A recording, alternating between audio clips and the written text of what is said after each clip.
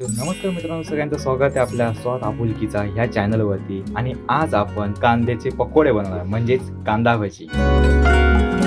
प्रथम आपल्याला बारीक कांदा चिरून घ्यायचा आहे, म्हणजे असा उभ्या उभ्या स्लाइस आणि पातळ आहे बघा केवढ्या. आणि त्याच्यामध्ये आपल्याला मीठ टाकून त्याला चुरून घ्यायचं आहे आणि थोडासा स्वाद येण्यासाठी आपण त्याच्यामध्ये ओवा टाकणार आहोत. आपण ह्याच्यामध्ये आता मीठ पण ऍड केलंय आणि ह्याला मस्तपैकी क्रश करायचे त्याला. आणि आपल्याला ह्याच्यामध्ये ऍडिशनल पाणी वगैरे काही टाकायचं नाहीये, बिकॉज आपण मीठ वगैरे त्याच्यामध्ये ऍड केला कांद्यामध्ये की त्याला पाणी सुटायला सुरुवात होते. तर पूर्णपणे आपण ह्या कांद्याला क्रश करून घेतला. हे बघा, तुम्हाला जवळून दाखवतो, असं सुट्टे सुट्टे सर्व झाले. आणि आपण ह्याच्यामध्येच आता बेसन ऍड करणार आहोत. तुमच्यावरती आहे बेसन किती ऍड करायचं. तर मित्रांनो, ह्याच्यामध्ये आपण कुठलाही ऍडिशनल मसाला यूज केला नाहीये. ह्या साईडला आपण थोडा फास्ट आचेवरती तेल तापायला ठेवलाय. मित्रांनो, ह्या साईडला प्रॉपर असा हा तेल तापलेला आहे आणि थोडंसं आपण त्याच्यामध्ये एक तुकडा टाकून बघितलेला पिठाचा, जेणेकरून आपल्याला समजतो तेल कळलंय की नाही. आणि आता आपण गॅसची जी फ्लेम आहे ती कमी केलेली आहे. जेव्हा हा आपण मिश्रण जे उचलणार ना, ते हलक्या हाताने उचलून डायरेक्ट असे सोडून टाकायचे. तर आता हे बघा, भजी आपण कढईमध्ये सोडलेली आहेत.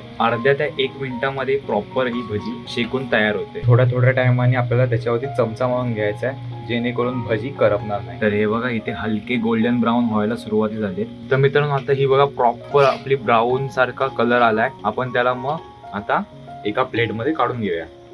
तर आम्ही ह्याच्यामध्ये पेपर टाकून ठेवलाय ह्या डिश मध्ये. जो पण एक्सटर्नल ऑइल असतो आपला, तो सगळा पेपरला लागून निघून जाईल, जेणेकरून आपली हेल्थ पण चांगली राहील.